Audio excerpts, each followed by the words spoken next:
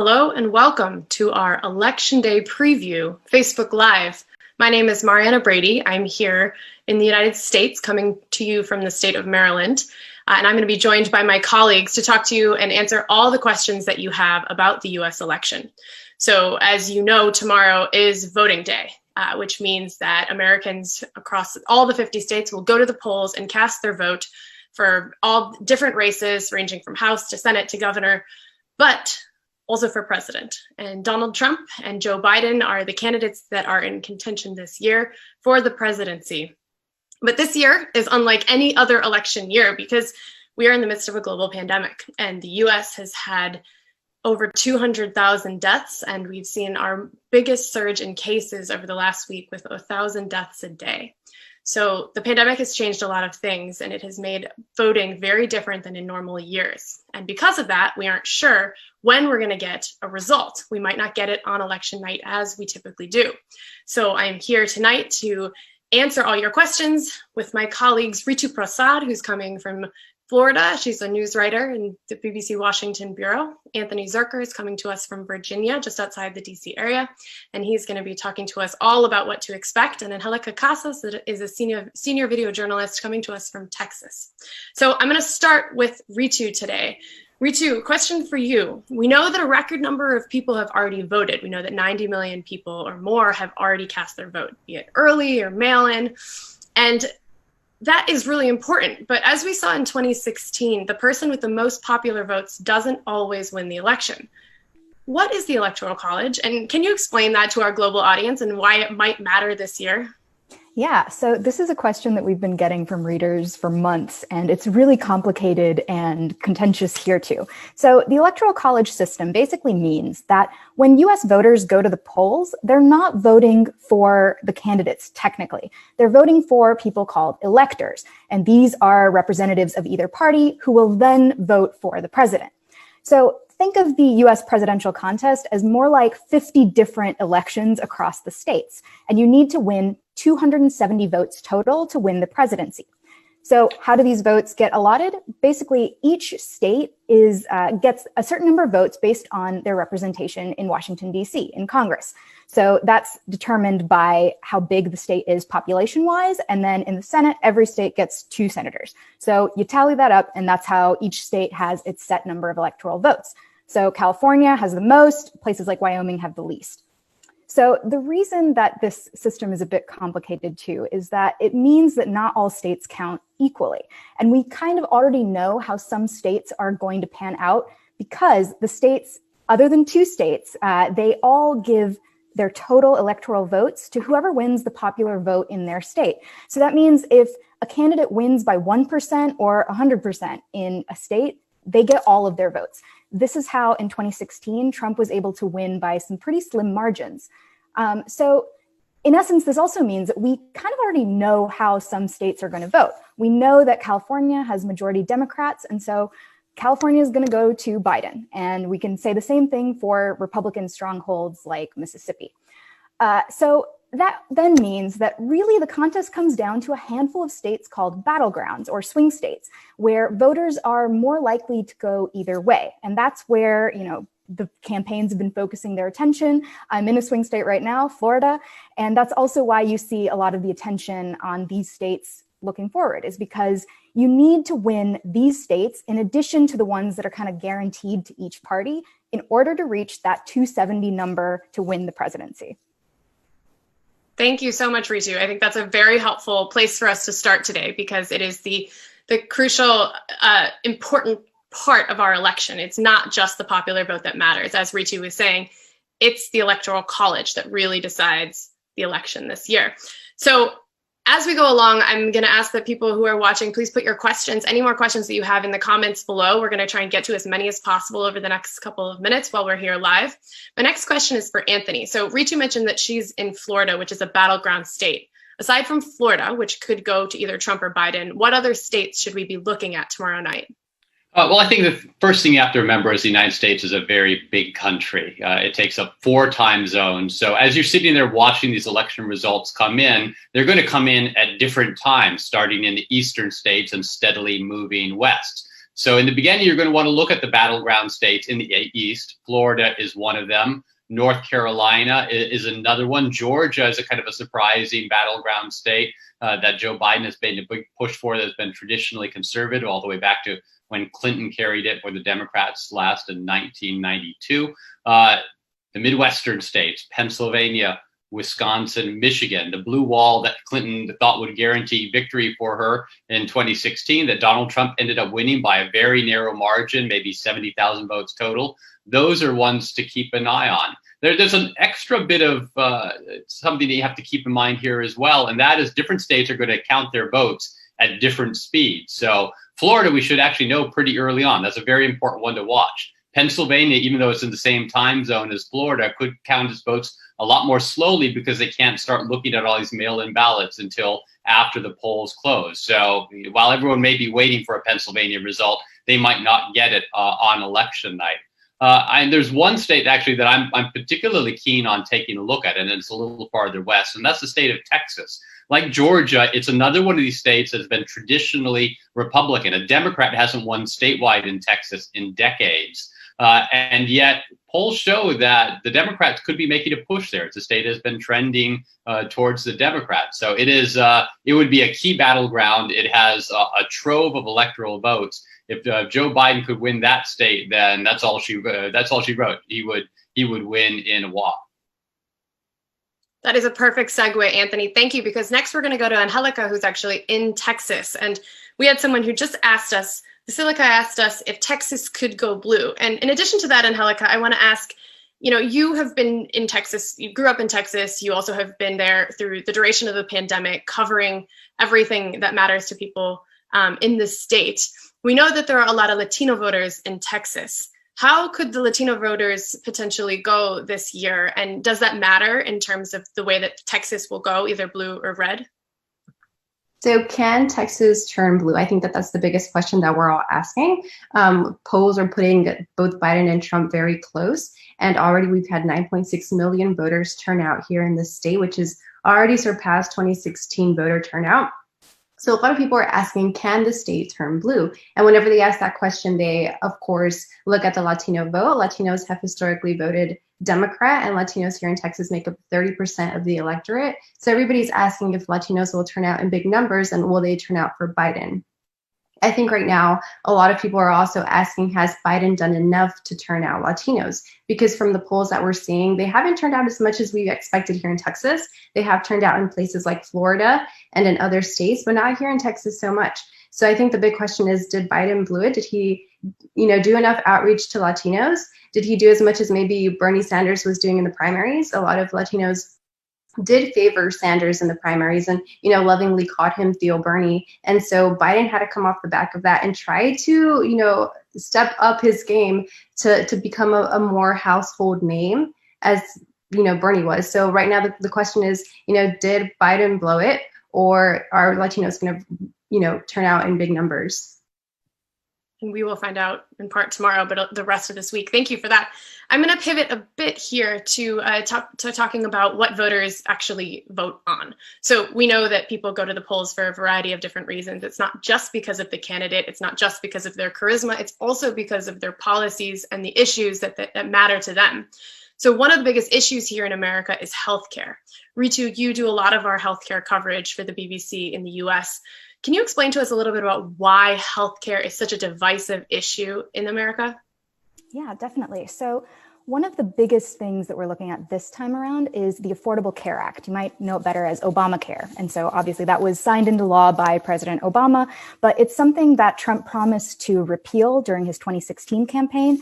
And Republicans have long been fighting against it, saying that this act, which expanded health insurance coverage to millions of Americans, was too expensive and it's been lowering quality. And so there have been pushes to dismantle it in pieces in Congress, and Trump has been very vocal about, bringing it down.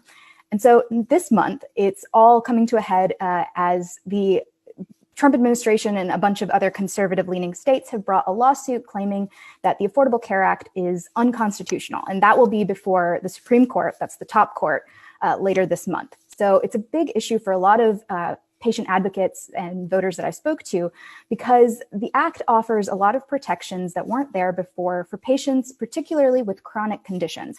So pre-existing conditions is a term you'll hear a lot, and it basically means that if you had any kind of illness or condition before you had insurance, insurers before the ACA could deny you coverage or they could charge you more. And these are conditions that can be anywhere from type 1 diabetes to cancer to pregnancy. So really a broad range of things here. And that provision of the ACA has been pretty popular across the board. But as I said, the entire law is going to be before the Supreme Court this month. And if they decide it's unconstitutional, as the Trump administration is arguing, then you could see patients losing all of that. I spoke to a number of folks who are voting with healthcare as their primary issue because they're terrified of losing coverage and being unable to afford insurance. And it's something like 23 million Americans or so who are currently covered by the ACA. And if that changes based on what happens in the court and what policies replace it, all those folks could lose coverage or have lesser coverage, and that's why it's such a key issue, particularly now when we look at pre-existing conditions as an issue with the pandemic. We know that COVID causes a lot of damage to the body, and you could think about a case where down the line, somebody has some sort of long-lasting chronic condition that started with COVID, and insurers could charge them more because of that condition. And so that's what a lot of voters are really afraid of or concerned about across the board. Thank you, Ritu. So if you're just joining us now, my name is Mariana Brady, and I'm here joined with my colleagues across America, and we are talking about what to look out for this week as the U.S. has its election. So Anthony, I want to go to you now with a question from one of our viewers. Shaharaz in Somalia asks, what does this election mean for the world? Well, first of all, America is one of the most powerful, most influential nations in the world. So who leads the United States will have a very big impact on life in other countries across the globe. There are things that the United States has done under the Trump administration that has a very real impact on the world. Things like pulling out of the Paris Climate Accords, things like pulling out of the World Health Organization. These are organizations and agreements that a lot of nations are involved in. And if the United States doesn't take a leadership role in them, that's going to change the direction these organizations go. Of course, immigration is another really big issue for people around the world, people who are looking to either come to the United States to go to school, to visit, to work. The Trump administration has been curtailing the number of refugees who can enter this country, the number of people who can come in on work visas, on school visas. Of course, there have been some countries across the world that have been limited have been blocked from sending anyone into the U.S. That was the so-called Muslim ban that Donald Trump talked about on the campaign trail, and that was revised in the first year of his administration to target specific countries. So the United States obviously has a considerable amount of influence, and the differences between Joe Biden and Donald Trump are distinct enough that this country will head in a different direction one way or the other next year, starting next year and for the next 4 years, and that will have a very real effect on the globe. I just want to mention here that we have around-the-clock coverage on the BBC News website. We kick off tomorrow morning with our election coverage on the website and also on TV. You can follow everything that our reporters are doing across the country to cover this election and bring you the results in real time as we get them. So I'm going to go back now to the coronavirus pandemic. And Halika, I know that you've been on the ground in Texas talking to families who've been impacted by the pandemic, one of the hardest hit states. Do you see the pandemic impacting anyone's vote? And what have you been hearing from voters on the ground in Texas? Yeah, definitely. I think the coronavirus has hit in so many different ways, both here in Texas and across the US. For some people, it meant losing jobs, and for others, it meant losing family members. And while here on the ground, I've been able to meet with, survivors of people who have passed from the virus. And these are unimaginable losses. And what a lot of these families are saying is that they don't blame anybody. They don't blame President Trump for the deaths of their family members, but they do resent the leadership. They wish that, for example, mask mandates would have been put in place much earlier, or that there would have been more restrictions earlier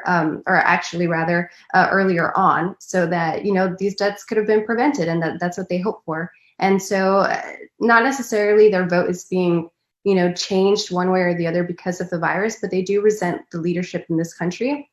And we are seeing overall, though, that generally in places that are the hardest hit, Republicans are losing support in terms of turnout. We've already seen that, for example, right now in Wisconsin, that's being hit very hard, and it has one of the highest per capita cases of coronavirus in the country. Republicans are losing support, and now Biden is, leading in the polls. And we're also seeing that here in Texas, where, as we mentioned earlier, it's being considered a toss-up just as it's going into its second surge of cases. So, these losses are great for family members, and we are seeing across the board in the United States that polls are being influenced by the virus, or there happens to be, a favor towards Democrats wherever the virus has hit dramatically. So we are seeing that there are these tendencies, and overall, at least 6 in 10 voters disapprove of the president's response to the pandemic. So we'll just have to see how it plays out in the actual results when we get them, but that's what we are seeing so far.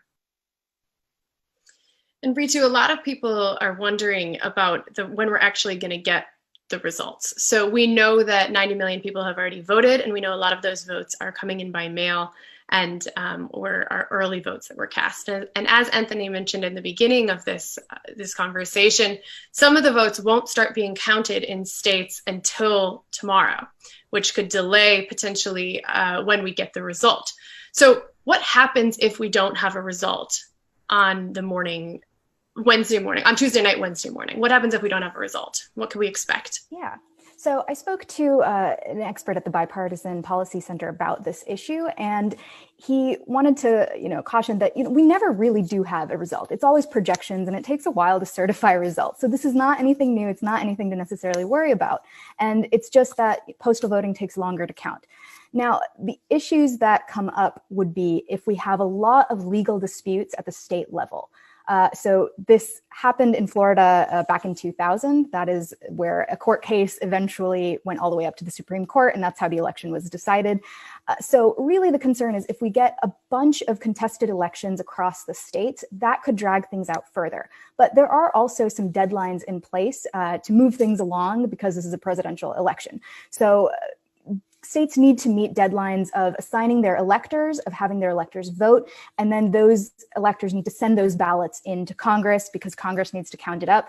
And kind of the be-all, end-all deadline is Inauguration Day. So January 20th, if we don't have a winner in this election, somebody is going to be president. We're going to follow the line of succession.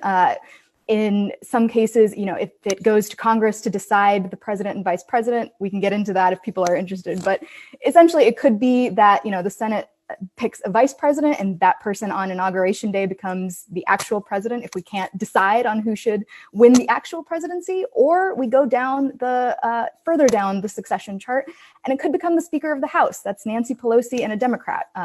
So either way, on January 20th, we will have somebody sitting in the Oval Office. Thank you.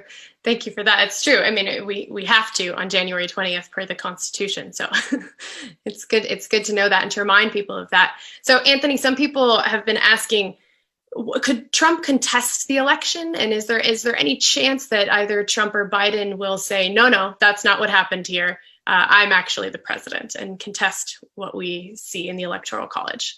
Either candidate can say what they want. Obviously, that doesn't mean that is going to be the reality. There was a story about Donald Trump going to claim victory on Tuesday night if he's ahead, even if the states haven't decided, and there haven't been projections on who will win these key battleground states. But as Ritu said, there's a process by which these votes are tabulated, by which they are certified and then passed on to the electors, and then goes through this whole process. I think when you talk about contesting an election and what candidates could do, I think the most likely scenario is that someone like Donald Trump or Joe Biden and their lawyers bring lawsuits in federal court and state courts contesting the vote counting, challenging what votes are counted and by what process they're counted. There's a lot of people looking at Pennsylvania right now because that is a key battleground state. And Pennsylvania, the courts there have said that they will count ballots that are received up to 3 days after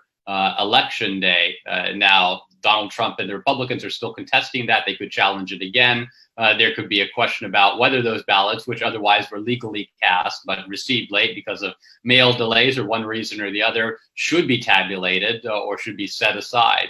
And you can see that play out in Florida. You can see that play out in a variety of different states. If you remember back to the year 2000, that was how the race between Al Gore and George W. Bush was decided. There was a Florida Supreme Court was deciding that there should be a retabulation, another look statewide at all these different ballots. The U.S. Supreme Court stepped in and said, no, you go with the ballot total that you have now, the one where George W. Bush was ahead and he became president. So in effect, the Supreme Court, while it didn't say, hey, George W. Bush is going to be president, de facto they did, because they said stop counting and he was the one who was ahead. We could see that play out again. It was 20 years, history could repeat itself. Absolutely. And I just want to remind folks to follow our BBC coverage this week. I know a lot of people are writing in the comments who they think is going to win, but we are here to tell you what's actually happening as it happens, live results on the BBC News website. Please follow our live coverage. We're going to bring you as much information as we can. And I'm going to end us here on one last question. Anthony, I think I'm going to take this to you. So Abby asks, this is just to sum up what we've been talking about this entire time, but what do you think? Will the president be elected tomorrow?